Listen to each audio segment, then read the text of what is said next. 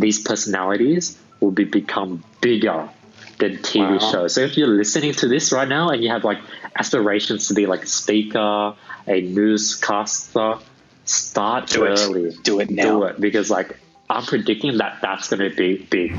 Alright guys, so this is episode 3 of The Flip Side. I'm very excited. We've been on a very good roll. One, Krishn, I appreciate you sharing it to all your friends, and I appreciate all the feedback that you've been able to get. What's your thoughts on the first 1 or 2 episodes, Krishn? Happy to be back. Thank you. Yeah, dude, we hit the ground running. First 2 episodes, I don't know if we can even top it. The first 2 episodes are so good. Like this is gonna come out after episode 2 is out. But for us at the moment, episode 2 isn't out.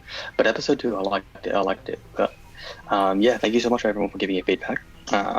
Thoroughly appreciate those, and we're going to take it on board and gradually improve. Slowly but surely. It's an upward curve.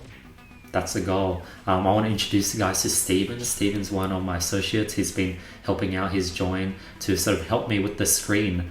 He's going to be like searching things up and sort of giving you guys a visual to add context to what we're talking about if you guys are watching from YouTube. So yeah, say hi to everyone, Steven.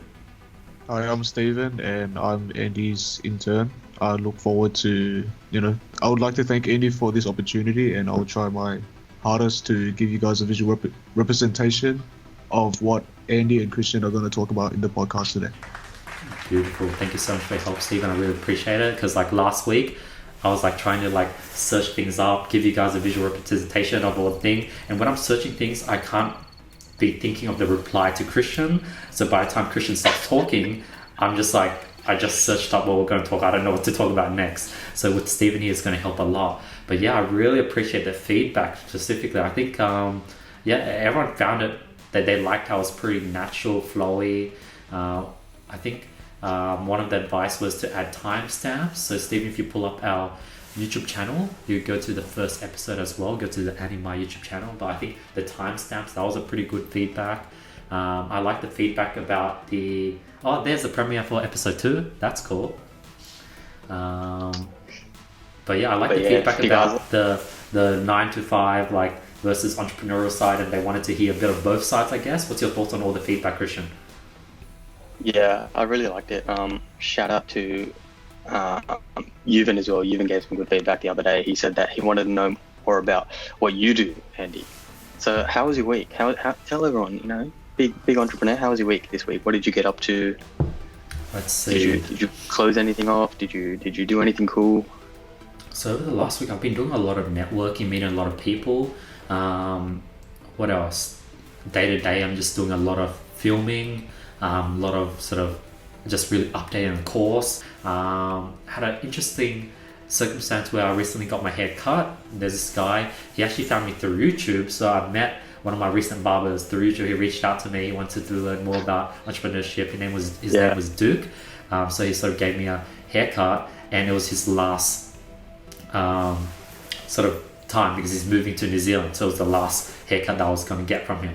But what happened was he lives in Homebush. So I was driving, pulled into his place, parked downstairs, and dude, pulling into the apartment, like it's this sort of tall building in Homebush, which is like, I guess it's not the CBD, not the city of Sydney. It's like a second city, I guess. And dude, in the parking lot, there's everything from Bentleys to Rolls Royces, McLarens, a bunch of Mercedes-Benz, AMGs. And I'm like, holy, like, why is there a bunch of just like rich people in this apartment? Like, where the hell am I? So I just pulled in. I saw this cool, nice, Merc. It was like a C300 AMG. Not, I don't even think it was. I think it was like a coupe. I'm pretty sure it was like a $150,000 like 2020 Mercedes car. So I was like, fuck, I'm gonna park next to it. It'll be cool. Went up, got my hair cut, and when I went down, it looked exactly like this. When I went down, there was another Mercedes parked perpendicular to my car. So he locked me in, and I was like, oh wait. I was like, why the hell is this guy locking me in? And I was like, maybe I accidentally took his parking spot. Holy shit, I didn't park in the visitors parking spot. Oh my god. I parked in the residential area. and the guy was just parked right in front of my car, so I couldn't get out. And then on my windshield mirror, I saw this card. And the card... Oh, you left your note? He left me a note. He said, oh, God. Call this number to get out. So I call this number, and I'm like, I got your card. I think I accidentally parked in your spot. It's like, dude, don't do that again. Why did you do that? I'm having dinner right now. You're causing such an inconvenience. Like, dude, like, next time you do this, I'm not going to come down to get you out. I'm just going to leave it parked there forever. I'm just going to lock you in. And he was pissed. So, you know, I said, I'm super sorry. And he was like, okay, he's going to come down. And I was waiting for like 15, 20 minutes. I didn't even know if he was going to come down. Like, I thought he might have just like left me. So I was just like waiting. I was like, I wanted to go to the toilet at the same time, but I couldn't get out because like it was like those like very high-end sort of apartment buildings where it's hard to get in and out. You need a card, you need someone's number. So I couldn't get in and out. So I was just locked in there. Luckily, he came down. I saw him. He was pissed. I was like, dude, I'm sorry. But dude, I love your cars. He had 2 of those cars. One for his wife, one for himself. Beautiful car. Broke his sort of angry face for a bit. And then I just like, he moved his car and I just got out. Like, I didn't want to like cause any more drama. And then on the way out, I was like, I wish I could have like networked with him because like he's definitely doing well. I want to know about this apartment. Like, there's all these nice cars around. Like, what's up with this spot? Like, why is there a bunch of just like rich people living here? Like, I want to learn about the place. Maybe I'll move in. I should have talked to him. So what I ended up doing was I went home, I texted him. I was like, you know, hey, I'm the person that parked in front of you. Just wanted to reach out to say sorry for the inconvenience. My name is Andy. I'm a 21 entrepreneur. I'd love to, you know, take you out for lunch or dinner just to make up, saying sorry, make up for the inconvenience, as well as I want to hear your thoughts about this building because I might be moving in. Please let me know if this is something you may have time for. And he replied with this nice sort of reply. I was like, Andy, your message certainly put a smile to my face. I really appreciate your words. He said, yeah, he's down. He was like the address on the card. Meet me there if you're ever in town. And then I was like, yeah, are you free Tuesday next week? I'll drop by, I'll bring some pizzas and we'll have lunch. So tomorrow I'm going to be meeting up with him. But yeah, that's sort of what happened last Friday on the weekend. Caught up with my friend Fash, Matthew Ng. That was pretty cool. He brought his friends. Met this other guy. He has a cat channel. So he like has a YouTube channel where he just films his cats. And like he makes a killing of just recording and filming his cats. His cats. Yeah. It's literally a YouTube cat channel. But I don't, like, I've seen this cat Instagram channels and they pop off, like 55 million. Yeah, like Jun's Kitchen, that might be a cat's channel. Well, yeah, it is a cat's channel. Holy crap. Go to Jun's Kitchen, go to his videos. Is that this guy's channel? No, his channel is something else. I don't know if I'll keep it low key. But it's similar to this basically, where they just produce random cat videos. 4.8 million subs for a cat channel. Yeah, and they don't have any face, like they're not in it at all. I learned there was a whole nother side of YouTube where like there's like a cat channels, there's like slime channels, like where they just like adults, like grown men playing with slimes, but then you don't see the grown men. Yeah, did you see that average views? 20 million views a vid. Insane. What the hell? And like, how the maths work? How the maths work is you get like roughly $2 for every 1,000 views. So this video has 20. This video itself made 40,000. The video that you're looking at, that video made 40,000, 40 G's. 40k, just like that for a cat. Yeah. So yeah. That was sort of everything on my end, Krishn. What about you? How's your week? How's the new job? Tell me about that, man. Yeah, I started a new job. What is it, today? So it'll be a week. Shit, your first day. Podcast comes in. Yeah, nice, it was alright, but nothing's really set. You know how it is when you join.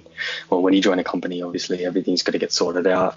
This, that. But yeah, man, like I'm just keen to get going. You know, like I think especially for a lot of people who have been looking for a job or out of a job, you know, you're at home, you're not really doing much, you're twiddling your thumbs. I think for me, it's more just getting that drive again, get going again, you know, get into the rhythm, get into the get into the swing of things and get started again. But yeah, like I'm just happy, man. Happy to finally be secure, be stable like that. But catching up on some recent events on the week that was, although this was a little bit of a while ago. 27th of August, so what are we looking at? We're looking a little bit more than 2 weeks ago, or just 2 weeks ago? Yeah, around 2 weeks ago. TikTok CEO resigned. No way. Yeah, the TikTok CEO, I forget his name, but he resigned. And I'm sure that if anyone was reading the news or anything, they would have seen that TikTok CEO, obviously TikTok was in a lot of hot water with their platform being under scrutiny by Donald Trump, saying that, you know, it's an invasion of everyone's privacy, given that it's a Chinese based app. It's, you know, it's owned by the Chinese developers. So Donald Trump essentially said that he doesn't trust TikTok, given that it's owned by Chinese developers, and that he wasn't going to allow it to continue to perform on its platform in America. And then there was a lot of political turmoil surrounding TikTok, and then the future of TikTok was uncertain. And then, you know, with all these things going on, you can't predict what's going to happen, especially with Trump. Trump is one of the most unpredictable people probably on this earth right now, right? Like what he says goes, you know what I mean? Like with the click of his fingers, he does whatever he wants. So the CEO just resigned. He just left. And then there was talks of a TikTok buyout by Microsoft in the hopes that it would be able to retain its American audience, given that the TikTok American audience is quite substantial. You have a lot of these famous people who weren't famous 6 months to 1 year ago, and they've created a living from this platform. And so it's, you know, it's quite scary for them. Big up Charlie D'Amelio, big up Jason Ray, all those people. But yeah, dude, isn't that crazy? Like Donald Trump just, whatever he says, if he says it, he can just close down one of the biggest apps in the world at the moment. Like, jeez, man, that guy, I can't deal with him, man. Dude, I don't know. My mentor Vince, he's pretty good when it comes to predictions.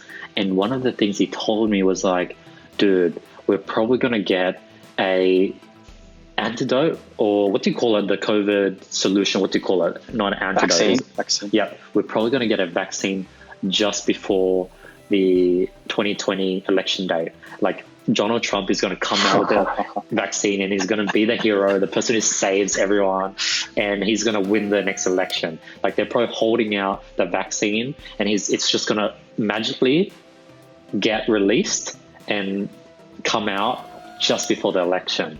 Like Trump is like probably like that level of like mind, like he definitely has like a few cards under his sleeves to like win the next election. But is that not the most ludicrous, barbaric thing you've ever heard? Yeah. Because for him, okay, look, there's a lot of talk going on at the moment about the COVID vaccine, right? So if anyone isn't aware, recently Australia have been one of the first few countries to essentially secure to mass produce the vaccine developed by Oxford University. I think it's AstraZeneca or something Zenka anyway, but it is essentially Oxford University and University of Queensland from memory, being the two institutions to be in the lead to develop a successful vaccine. And you obviously have Vladimir Putin in Russia doing all sorts of madness, testing out a random vaccine on his daughter, which is God knows what he's doing. But yeah, like, so you have us over here, you know, we're trying to secure the rights of the vaccine. And I'd like to think that Scott Morrison he's like, at least in this context of COVID, I think we can all say that our state premiers and the Prime Minister have been quite open in terms of disclosing how many new cases there are per day, hotspots, cluster zones, etc. Right? They've been quite but for Trump to pull this out of his sleeve as a trump card, for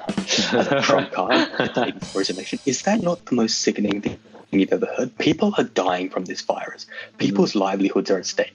This is like obviously one of the biggest pandemics in recent times, right? No, I don't know if it's going to happen, by the way. Yeah, obviously, but yeah, it'll be crazy. Like, the thing is, like, I know that it might not happen, but the thing is, I wouldn't put it past Trump. Do you know what I mean? Like, I can actually see him pulling such a stunt like that to secure his presidency in the next term.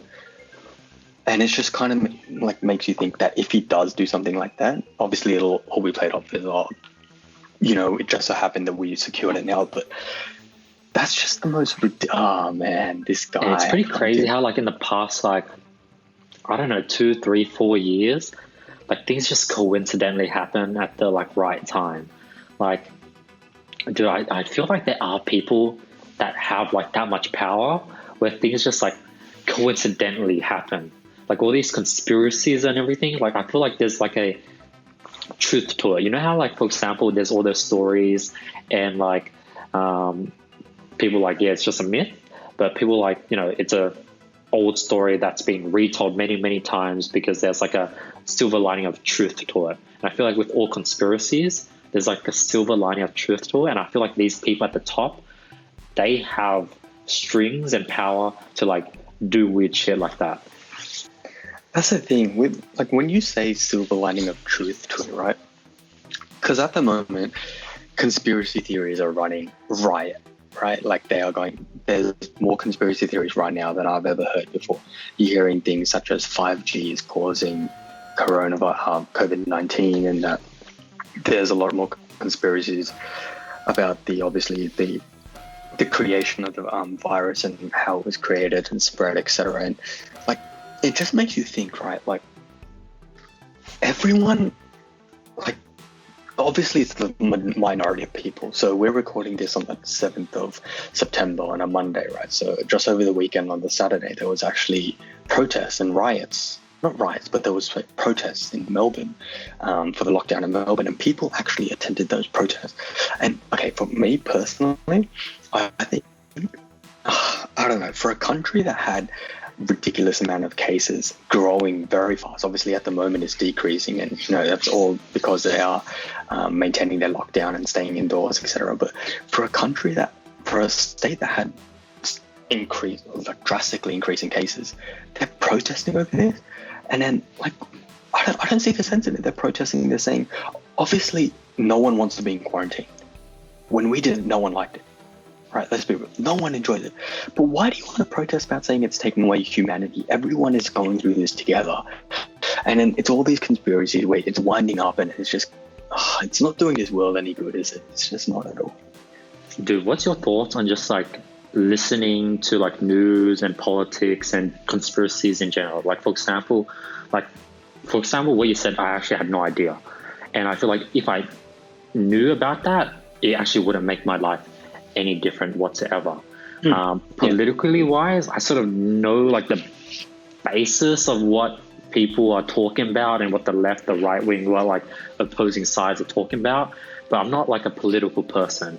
And like I've had a friend like talk to me and like, dude, like knowing politics is like something everyone should know, because you'll be able to conversate.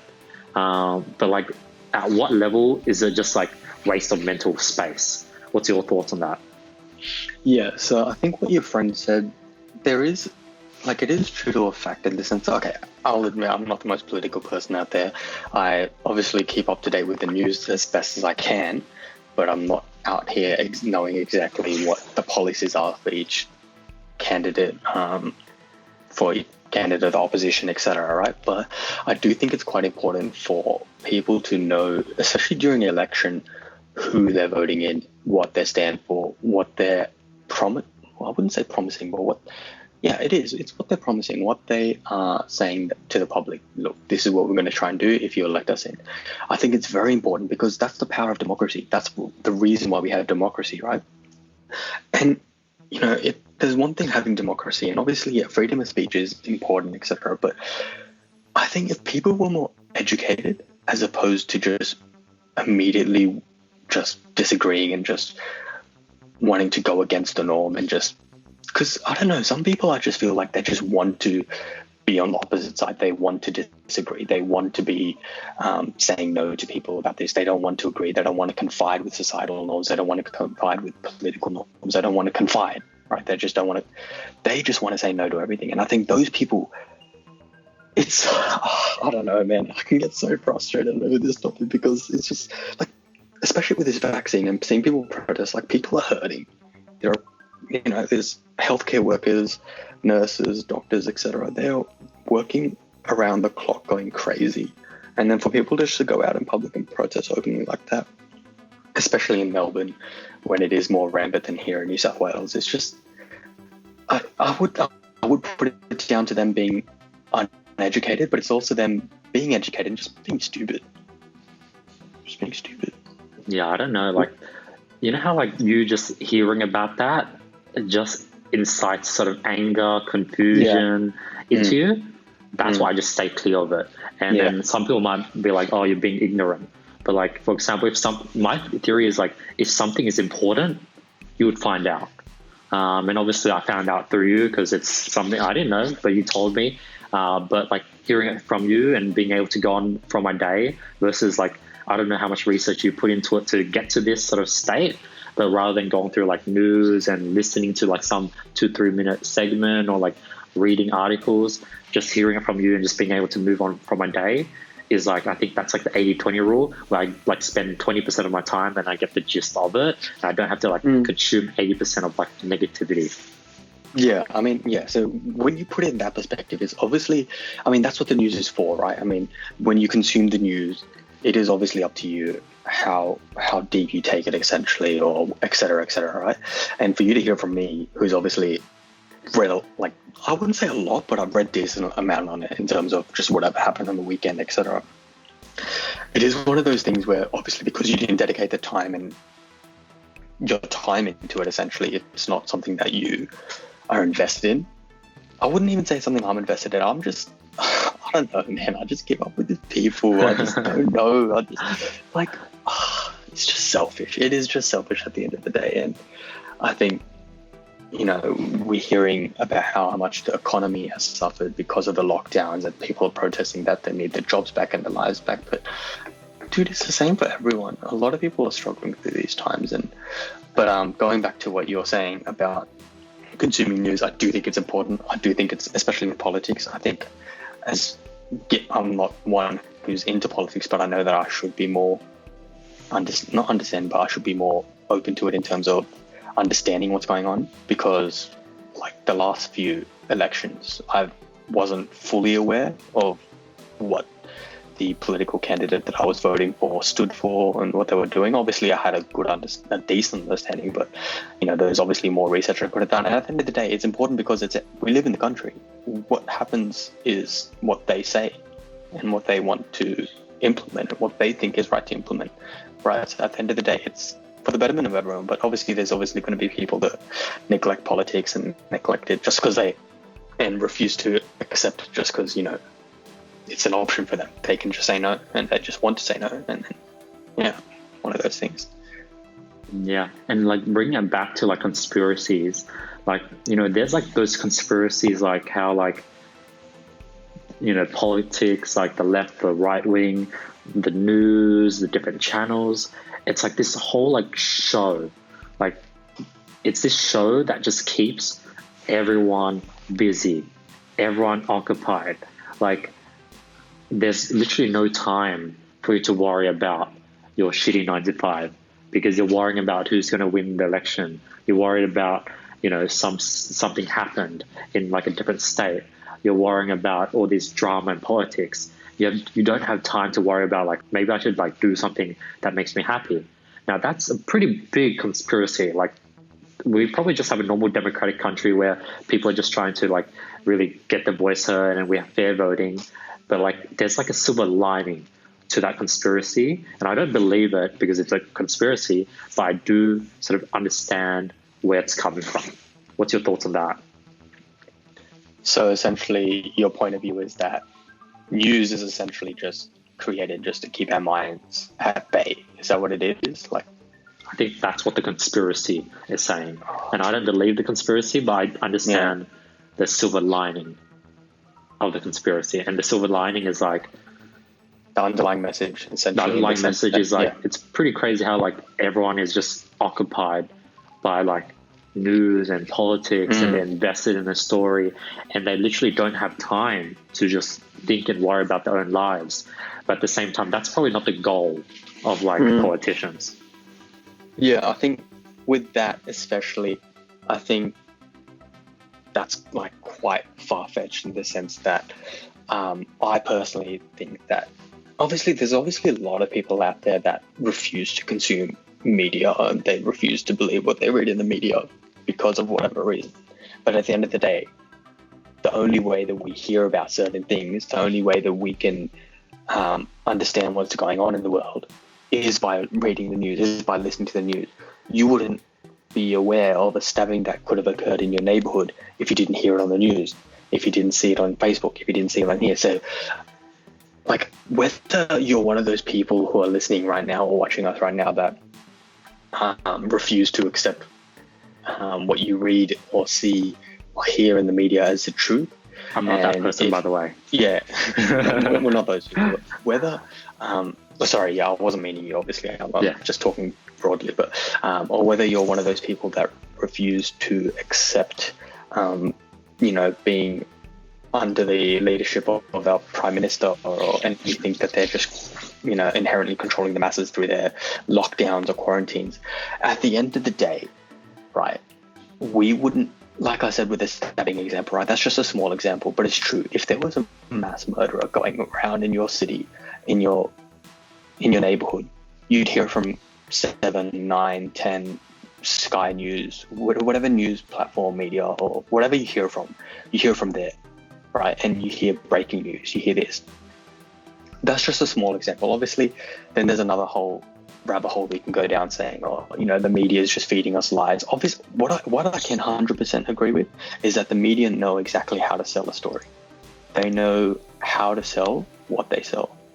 Does that make sense? They know how to sell what they sell, because there's a lot of things that they exaggerate. For example, a current affair is one of the worst. A current affair, I do not classify that as media. I don't even know what I classify. It's just garbage. It's garbage, right? That I can accept as being completely far-fetched, right? In the sense that it's not really news, it's just complete bullshit, right? But I personally disagree. I don't think that media is just there to consume our time. Obviously, I know you don't think that, but I think that is very important for people, even if they don't regularly listen to news or watch the news, just keep up to date, know what's happening. You need to know what's happening in this country. There was bushfires early this year. How did you find about the bushfire? News, coverage, fundraisers, your favorite Instagram influencer fundraising on their platform. And then there's people on Instagram. So there's traditional, conventional news, and then there's I learned everything from Instagram. Everything from people posting stories, reposting things, and on the theory of if something is important, you'd find out.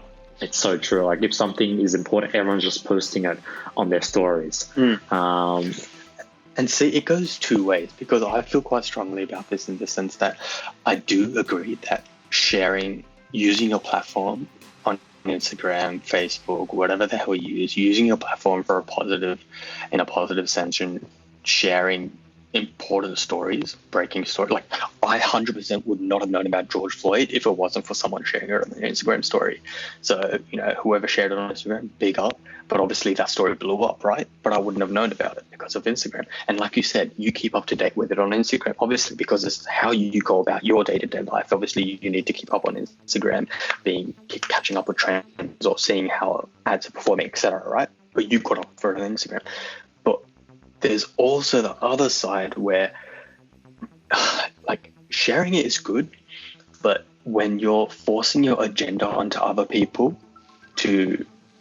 for other people who obviously may not share as much, but obviously keep up to date, like myself, I don't post ridiculous amount of stories, but I still keep up to date with the news, right, in however way I can. But forcing your agenda to people, in the sense that, you should be posting stories, or people should be posting stories. If you're not posting a story, you're not behind this movement. Hang on a second. No, now we're straying away from what's really important. We should, obviously, it is a big issue, racism and all the other social injustices that are going on in this world. It's obviously a very big issue, but no one should be forcing their agenda on people. Everyone should be very conscious of what they share as well, so as to not spread misinformation. I'm rambling on here, but essentially, not to dumb it down, but to cut to the chase, I think there was a case with the Australian bushfires, or there was a fundraiser, essentially an Instagram page was trying to raise money for, I think like I said, I think it was bushfires, or it was George Floyd, or it was someone, and it turns out that the fundraiser was not legitimate. And you need to be able to understand what you're sharing and the implications of it as well, because if you're advertising, Did you see that crypto thing?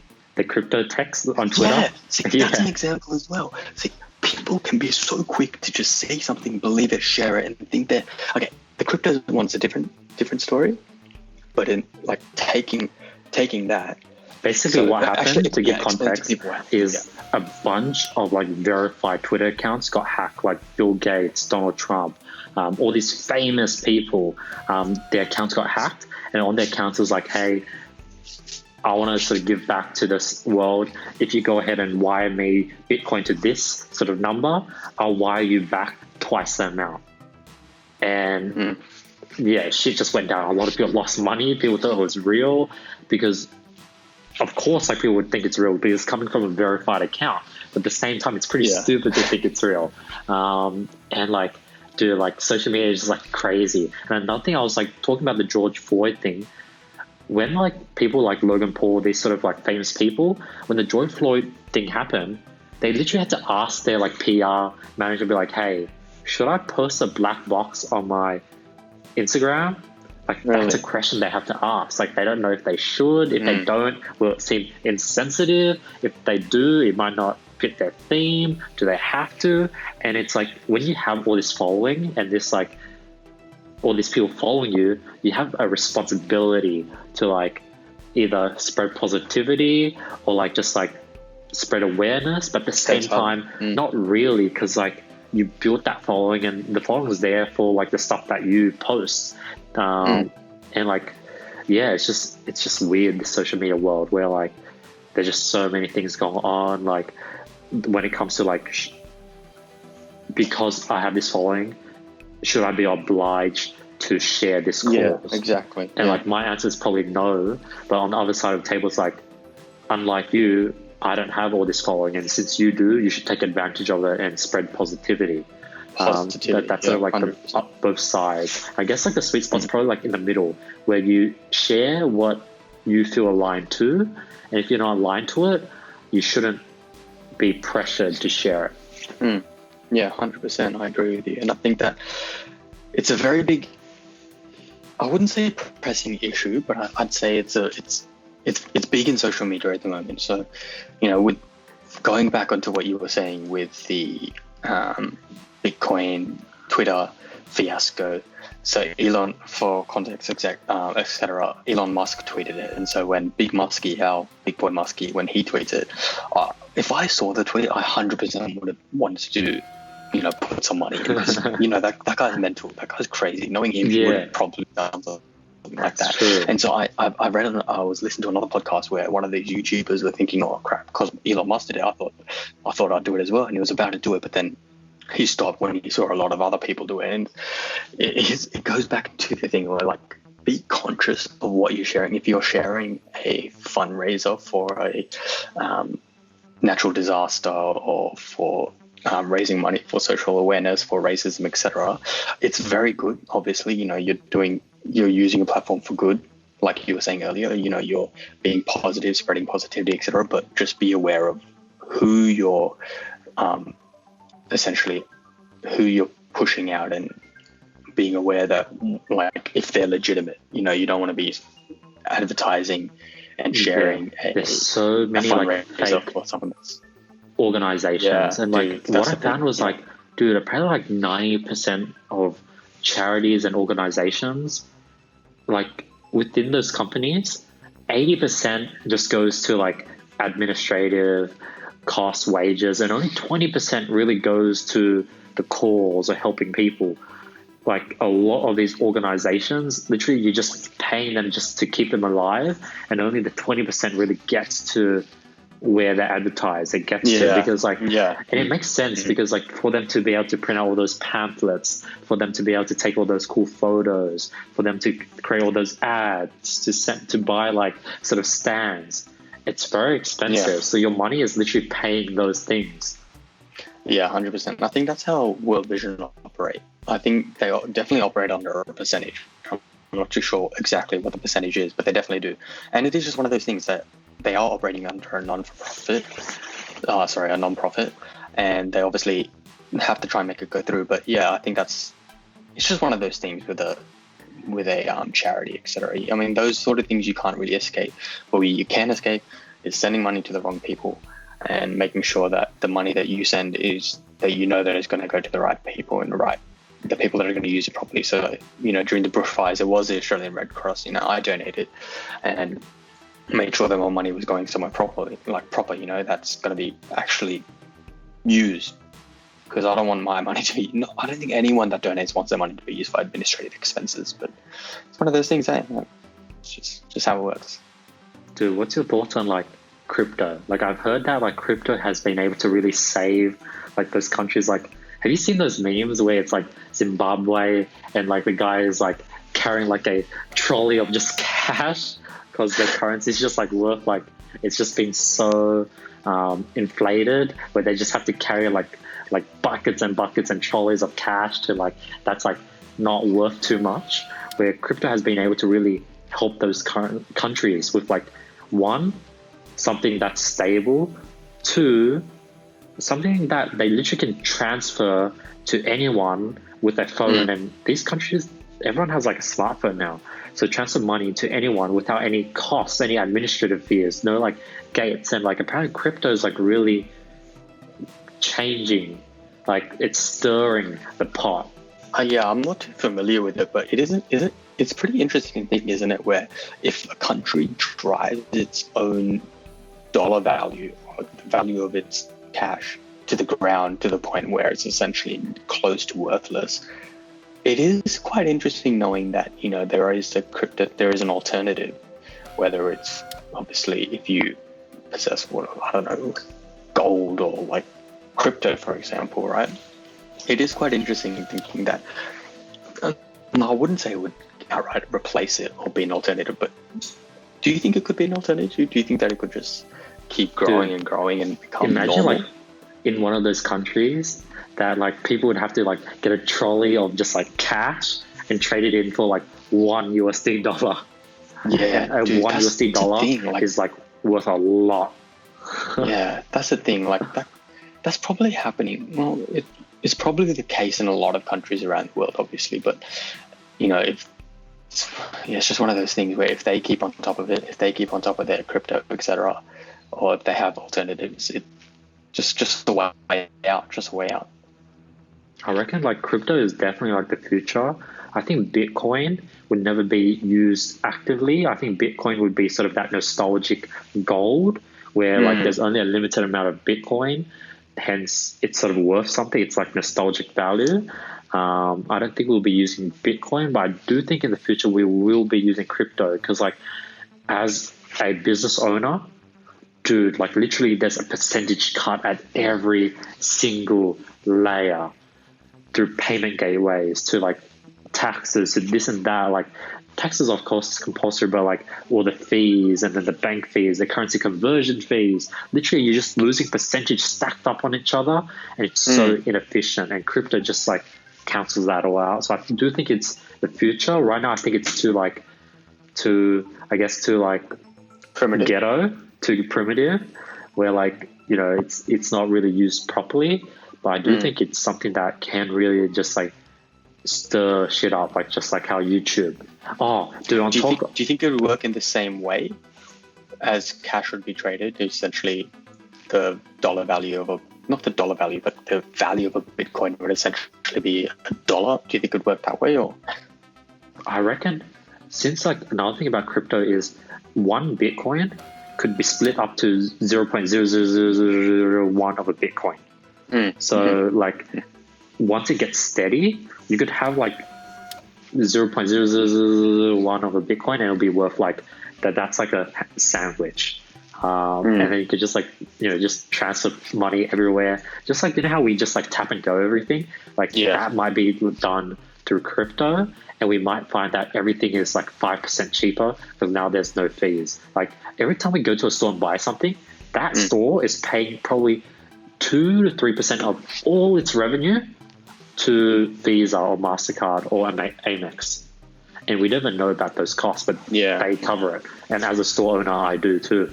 Yeah, it would definitely cut a lot of the non-necessities out, and make it more On the topic of media and just like the news, I reckon the future, and I think whoever jumps on this early would be like very big. I reckon as news gets more and more confusing, people are going to start looking towards individuals. Like, for example, you know, Drama Alert, Keemstar? Yeah. But Drama Alerts focus on like YouTube drama, but there'll be like individuals that just give very educated, non-biased reported news, and eventually these personalities will become bigger than TV shows. So if you're listening to this right now and you have like aspirations to be like a speaker, a newscaster, start early. Do it now. Do it, because like I'm predicting that that's going to be big. Dude, that's actually a very interesting way to think about it. But there's obviously a lot of, I wouldn't say implications, but there's a lot of background work that would need to be completed as well in order to become, because say, being an YouTube comment, so there's recently been a rise in commentary channels on YouTube, right? They essentially commentate on what's been going on. So you've got Keemstar, there's Leafy, there's a few on Instagram that just commentate on recent YouTube beef, YouTube drama, YouTube happenings, YouTube this, YouTube that, right? So what they thrive on is being able to be the first to report it. And people that, it just saves people a lot of time, and they just know, I'll just catch up by going on Keemstar, I'll catch up by listening to that. Yeah, I think saves a lot of time. It's a very interesting point you make, because I've never thought about it like that. But then there's obviously those questions that be raised by how do we know that he's legitimate? You know, I think what could happen is if... But how do you know news stations are legitimate? And the best example would be... the best example is Joe Rogan. Joe Rogan is bigger than any radio show. Him as an individual is worth more than a freaking radio show or a radio network. Like, insane. So I think I understand the premise of what you're trying to say in terms of Joe Rogan being bigger than essentially some modern media outlets and radios, etc. But for what I was saying is, I think it would own, because obviously you'd need a figurehead who's 100% reliable to be able, because if you're going to be going to one person for news as opposed to a media outlet, 7 News, 9, Sky, BBC, SBS, etc., you need to be better, on par, if not better. And like how? Because they have hundreds of reporters. Have you used Khan Academy? Yes. Why do you trust Khan Academy more than the Australian education system? Or why do you trust them enough to listen to Khan Academy? And why do you, for example, all those educational videos like interesting. What's it, Vox or like Vice News or like for example, what any educational content on science that you've consumed from YouTube? Why did you consume it? Because it's this little YouTube channel, but you consumed it and you've retold what you've learned to everyone around you. So you're already in what you were about to say. Yeah. Wow. Okay. I never thought about it like that. Oh my God. Oh, my mind's crumbling. Because I was about to say, before you literally, I wouldn't say prove me wrong, but before you literally provided the alternative side to my argument, I was about to say, obviously you need a trusted figurehead. You need someone that's going to deliver correct news. And then, like you're saying, how do we know that the current media is correct? And how do we know that this is correct? And it just becomes full circle. Because, personally, if I were to follow an individual, it would have to be an esteemed individual who I'd say was one of the head people at SBS or BBC News, etc. Right? And it'd be one of those people who I can see. That's where everyone places their trust in different things, and they view things differently, which in turn makes them trust things differently, perceive things differently. So it's one of those things where, for me, I trust an individual from these networks, esteemed networks, right? I trust them more as opposed to Australian conventional media outlets. And then, wow, and I'm thrown off. I can't stop thinking about what you said. No, I agree with what you said. Like, right now when we watch YouTube, like we would trust someone that has say 10 million subscribers versus someone that has 5,000. So on your topic of following someone who you trust, and usually the person that has 10 million subscribers, their content is more well thought out. You could see the background behind it. You could see their sophistication. You could see that they've really done their research to put out this piece of content, and that's sort of why you're consuming them. And on your sort of point of view of perspective, everyone has different levels. Some people might never ever trust YouTubers, and some people would trust anything they see on a random sort of magazine. So I understand where you're coming from. Yeah, and it just comes down to the type of person that you are, because obviously, a really, really intelligent, knowledgeable person could go on YouTube, start a channel about news, real news, and I wouldn't give it as much respect as I would listening to a BBC podcast or a BBC. I wouldn't watch BBC as I would watch BBC News, SBS News, because it's on YouTube. It's not reliable. I wouldn't. It's not reliable. You know what I mean? Yeah. Imagine 5 years ago, even 10 years ago, you might have said the same thing about like educational content on YouTube. Stop it.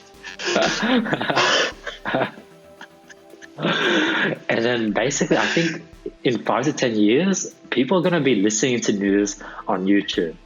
I think that's going to happen. But dude, I was listening to Miley Cyrus's podcast with Joe Rogan, and she said that like she would walk through the street and there'll be like news magazines saying that she's pregnant. Like news is just like crazy like that. And then it just comes down to who do you trust? What do you trust? Where do you trust? Why do you trust? I think why do you trust is a very big question that I have just started thinking about now. And I think hopefully a lot of our listeners will be asking the same. Well, I'm not saying don't trust. I don't know what's going on anymore. My mind is literally thrown. So I think my theory is I trust everyone. But then when you trust everyone, that also means you don't trust everyone. Because let's break it down. If you trust person A and you trust person B, that means you don't trust person A, and if you trust person A, then you don't trust person B. So if you trust everyone, you don't trust anyone at all. So that's sort of the place where I'm at, where I sort of trust everyone, listen to what everyone has to say, and sort of I'm able to then get the mean, where like I can average out all the extremes and get a mean, and that's sort of initially I would have just said I don't trust anyone, but that just comes off as off-putting. But not trusting anyone also means trusting everyone.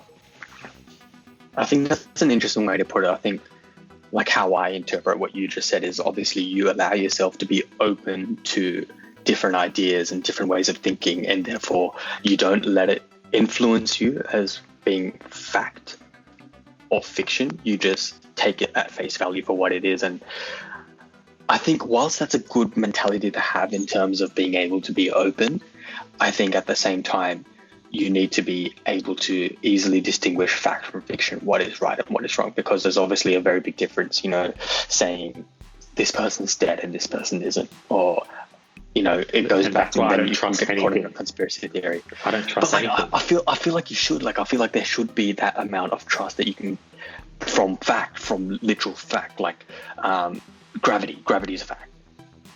You know what I mean? Like you can be sure that there's gravity's a real thing. So if you see, read that, hear from someone else as, bang, here, okay, the earth is not flat, the earth is round.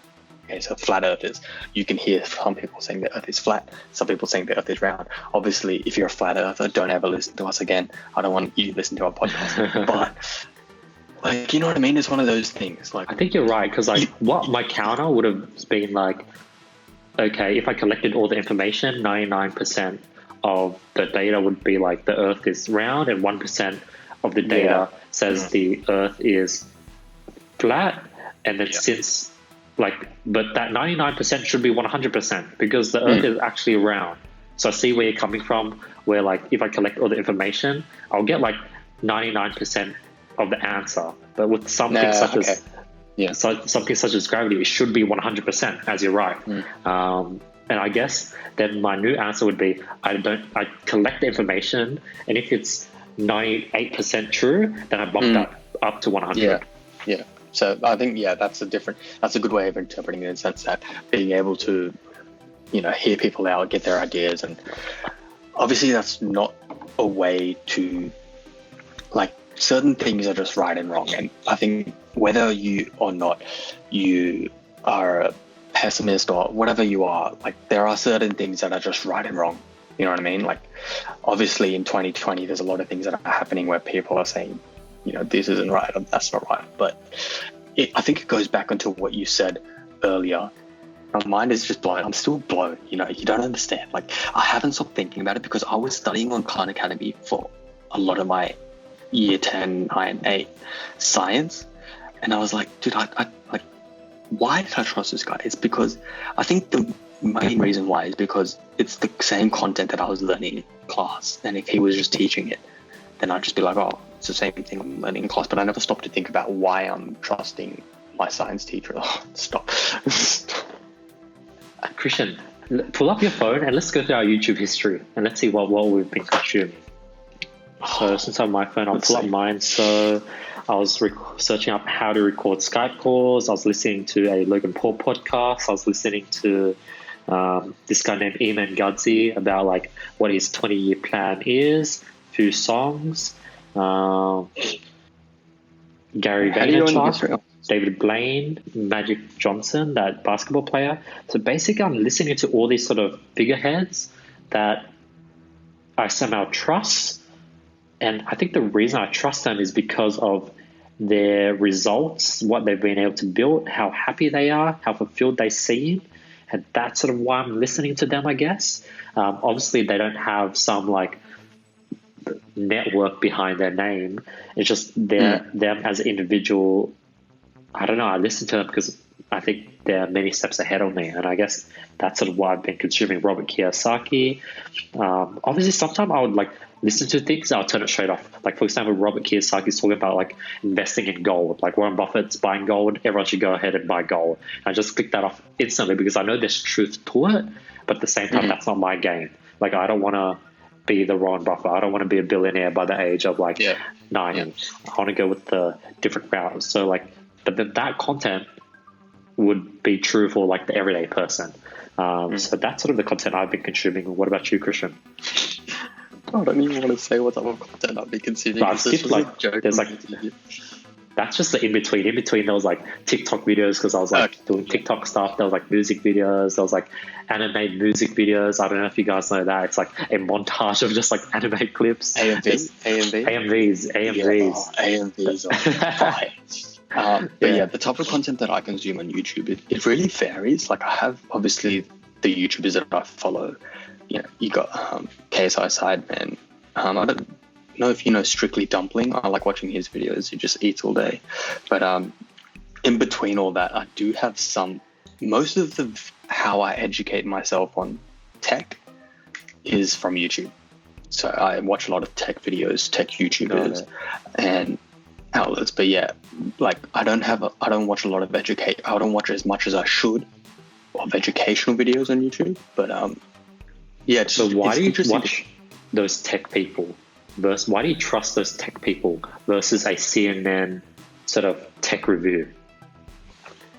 I do watch CNN. CNN is good, but as opposed, I know what you mean. Like, it's more so that I personally find it more real because when they receive because I feel like tech is a different space, because when they receive a product, whether it be a laptop, new invention, or different types of new tech, right, they review it honestly as if they're using, like, because they're using it for the first time. They're just like a regular person like you or me.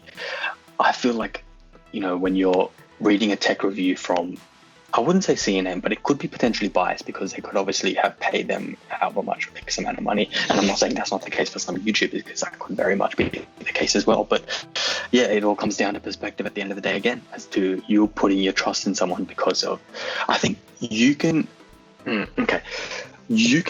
put your trust in someone, or you put your trust in someone when you become more familiar with them, when you feel more connected with them, when they are able to connect with you, being the audience, and make themselves feel open, vulnerable, you feel more inclined to listen. You feel more inclined to believe them and watch them. And that applies with Khan Academy, because the way Khan Academy teaches and talks, it's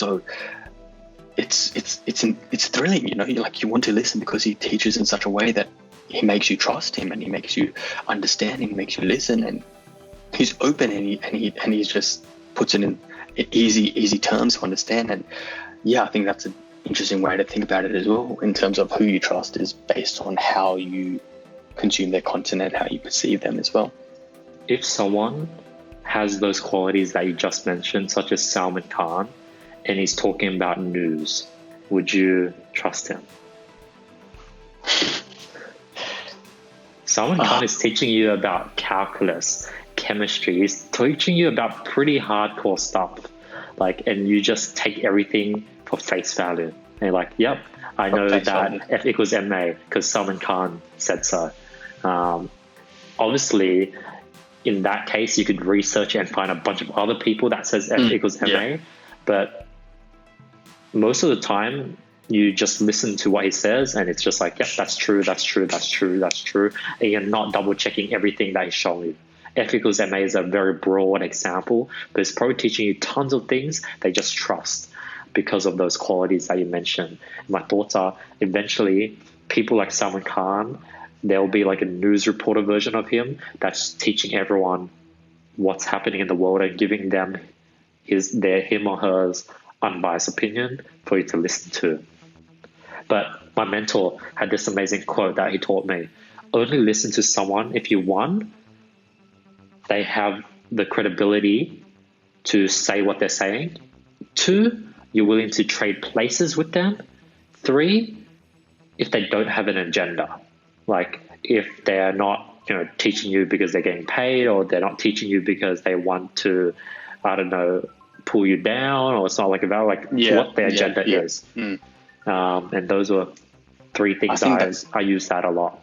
Yeah, that's definitely a very, very good way of thinking about it, especially in today's day and age as well.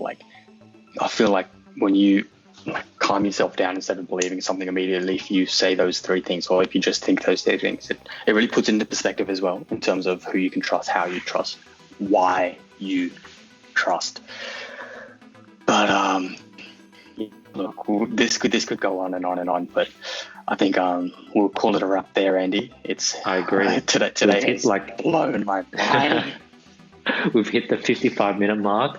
Very good episode. I think we went into the politics end. We went deep, probably deeper than I wanted.